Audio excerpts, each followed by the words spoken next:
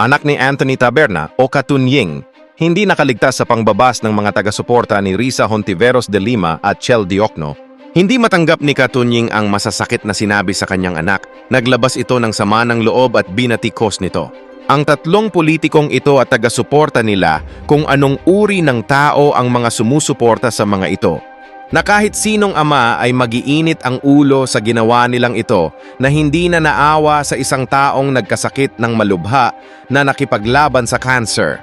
Ganito na ba kalala ang ugali ng mga ito? Na hindi na iniisip na masama na ang lumalabas sa kanilang mga sinasabi na hindi katanggap-tanggap sa damdamin ng isang tao o damdamin ng isang ama. Ito panoorin nyo. Madam Senator, Senator Laila de Lima, Senator Risa Hontiveros, alam ko po hindi nyo rin po ito magugustuhan. At pati na rin si Congressman Chel Diokno ng Akbayan Party List. Alam ko po hindi nyo ito magugustuhan. Dahil po sa malabis na pagmamahal sa inyo, Senator Risa, ng inyong mga taga-suporta, imbis po na makipagtalamitam sa atin ng punto por punto, issue sa issue, ano po ginawa nila? Ang ginawa po nila ay kinuyog ang social media ng inyong lingkod. Okay lang po yun, ako yun eh. Ng aking may bahay, ng aking mga anak.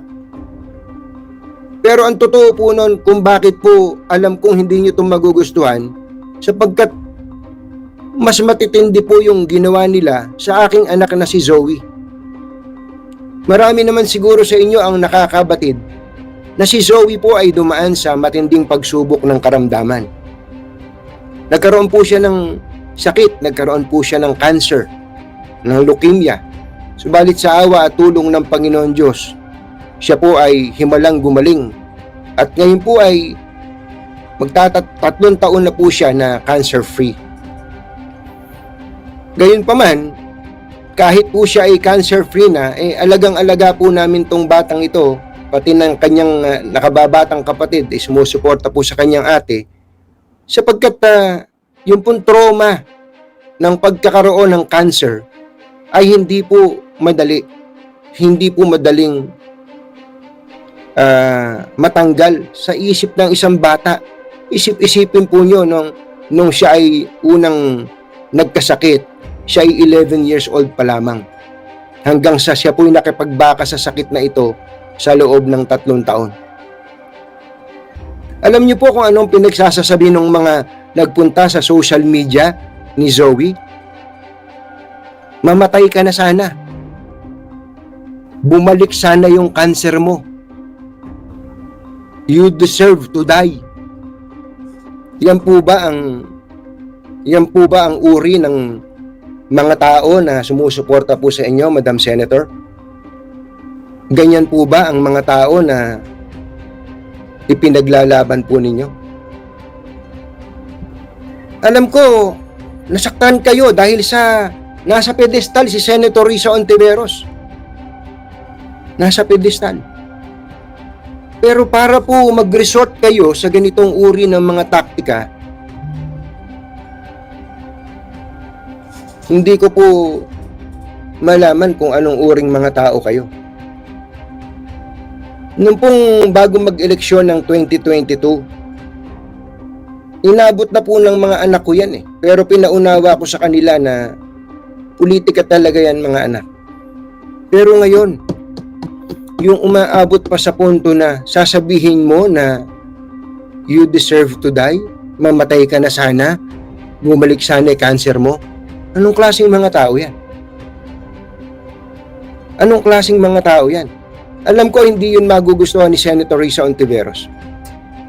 Hindi nyo po magugustuhan. At alam ko hindi rin gusto ni Senator Laila de Lima. I know what you went through.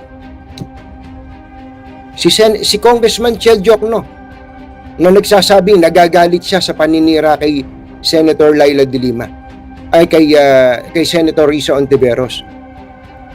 Ganyan na ba? Umabot na ba tayo sa ganito?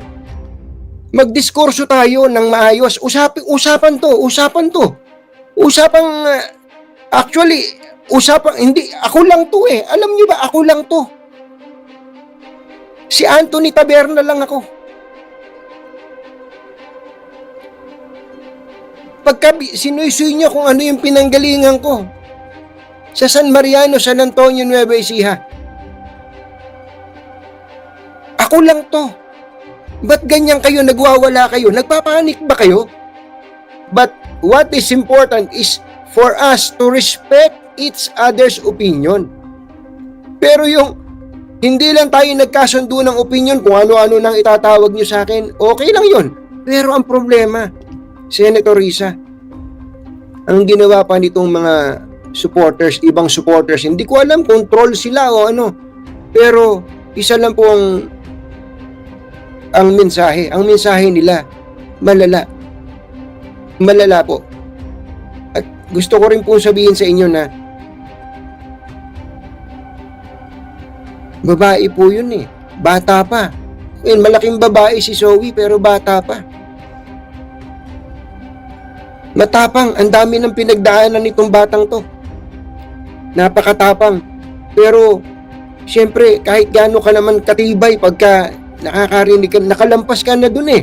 Nakalampas na si Zoe dun sa stage na yun ng pakikipaglaban sa sakit. Tapos, may magsasabi sa kanya na, sana bumalik yung cancer mo, sana mamatay ka na.